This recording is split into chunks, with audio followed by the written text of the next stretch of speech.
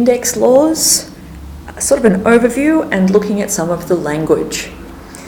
It becomes pretty obvious in maths that we use all this language and we might have to spend some time talking about what it means. If I ask you to evaluate an expression, I mean find the value, the number that the expression equals.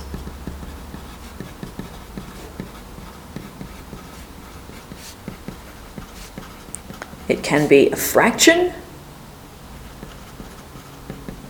or a whole number, or a decimal, but it is a value, a number answer. In index laws, they might say, find the basic numeral, or express as a basic numeral, that is, write as a basic numeral. Now this can be a bit tricky because, let's find a different coloured pen. If I have the expression 3 squared, if I ask you to evaluate or find the basic numeral, I will want an answer of 9. So 3 squared can be written as 3 times 3, and the answer to that is 9. This is the basic numeral.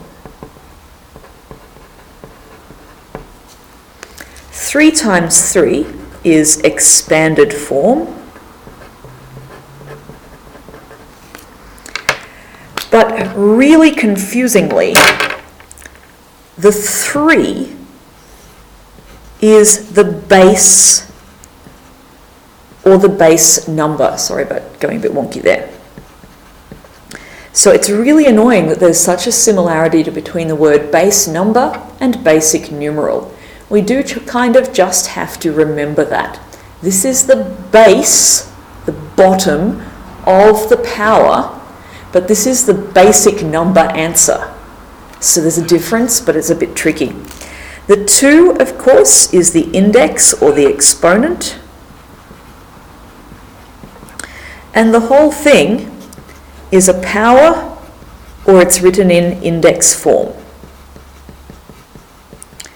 So there's a lot of language that goes into that, and the tricky bit is when I ask you to evaluate, I might also be saying find the basic numeral. Got to remember these two are different. When I ask you to simplify in maths, so we often get evaluate and simplify mixed up. Simplify says write it in the most efficient or compact manner.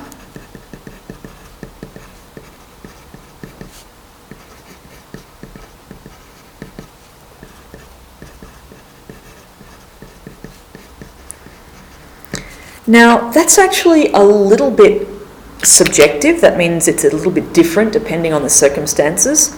Sometimes what's most simple is actually what is the easiest way to use this at the moment. So do something to make this easier to deal with in the context that we're using it. Generally, if I ask you to simplify, it means cancel out anything that can be cancelled. Gather any like terms.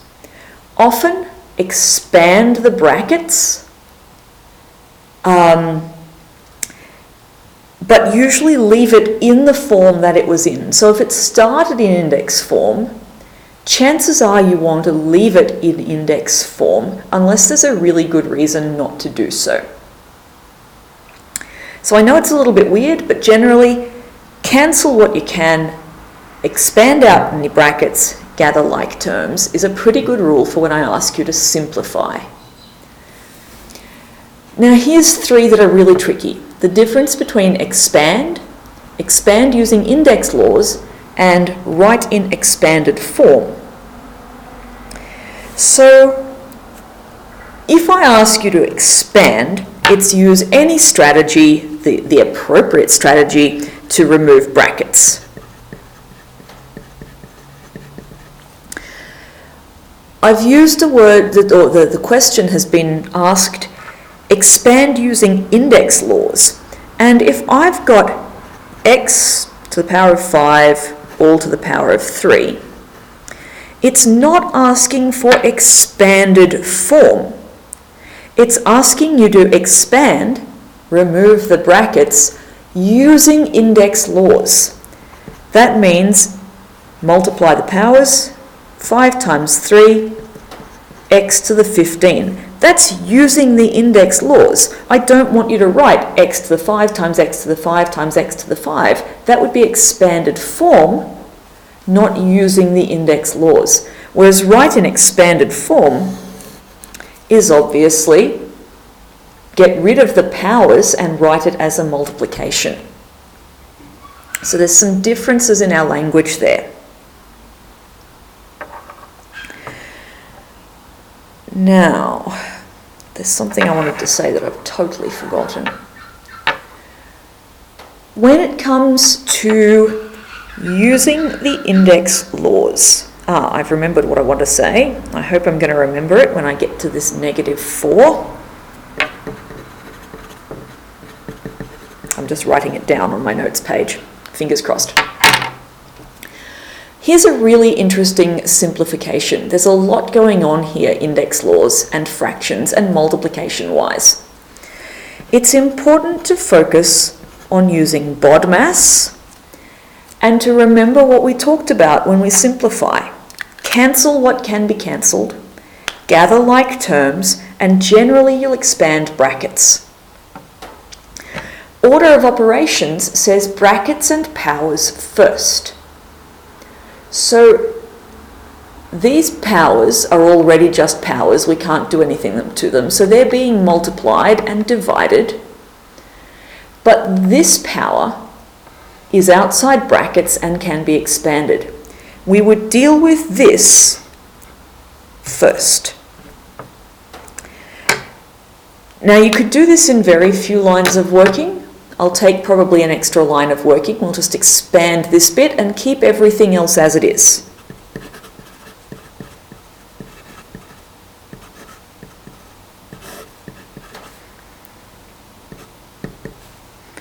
Now, there's my Z3. We're just expanding this. Focusing on the fact that -4 gets squared, x gets squared, and y gets squared. -4 squared is -4 times -4, which is 16. Positive 16. If you are squaring a negative, you get a positive.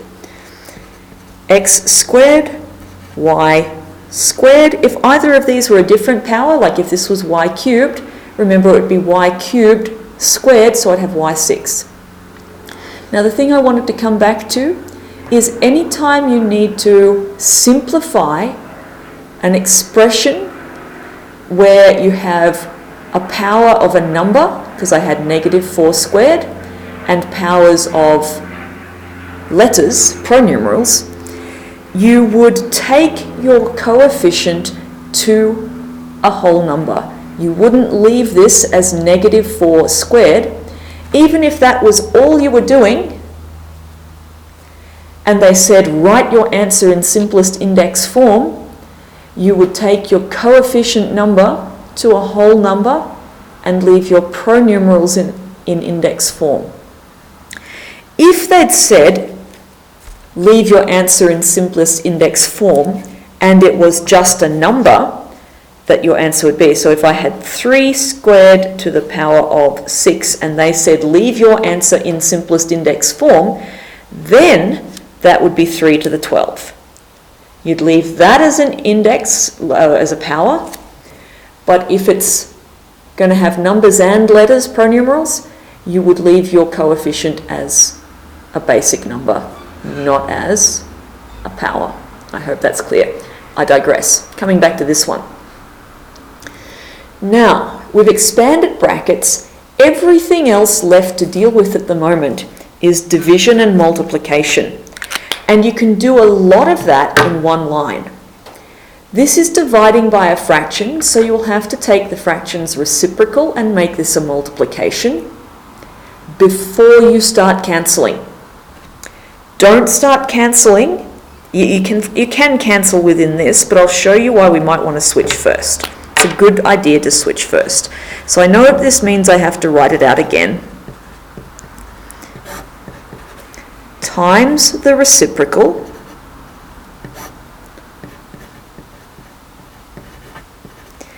and what you'll see that shows me is that I've got a y squared on the top and on the bottom. Those will cancel out. Whereas before that wasn't clear because I hadn't changed my division of a fraction to the multiplication of its reciprocal. Now if I was doing this, I would probably have combined these two lines. I would have written this as it was, seen that I had to switch this, and made this times that, and done the expansion and the flip in the same step, and got rid of this line. But it's okay if you're just a little bit more careful. Now, cancel anything that can be cancelled. So I've got a y squared that can go away. Here, with our negative power, you actually probably wanted to shift that at the same time as we did this, because negative powers are harder to deal with. I probably want this down here with its positive power, because now I can clearly see, having got rid of the negative power, that these two can cancel. So that was remiss of me to not do that at the same time. X squared and x5 would leave me with x cubed here. 48 and 12 cancels down to leaving me with a 4 there. Now at any time, if you're starting to feel like you're not sure what's going on where, you don't have to cancel everything in the same step. I'm starting to feel like it's messy. I can double check, I can rewrite what I've got. On the top I've got 4 times x cubed, nothing else is there. On the bottom I've got 16, and then I can see that, hey, I can still cancel this 4. 4 divided by 4 is 1, 16 divided by 4 is 4. 1x cubed is just x cubed over 4. Now there's a little bit more working than I might have needed in there, but you need to do enough working that I can see what you've done and that you can best support yourself to get the right answer. So if that means a few more lines to reduce confusion for you, that's fine. But I needed to see how you got from here to here, by cancelling or by this change, by the expansion. I needed to see each step that you took.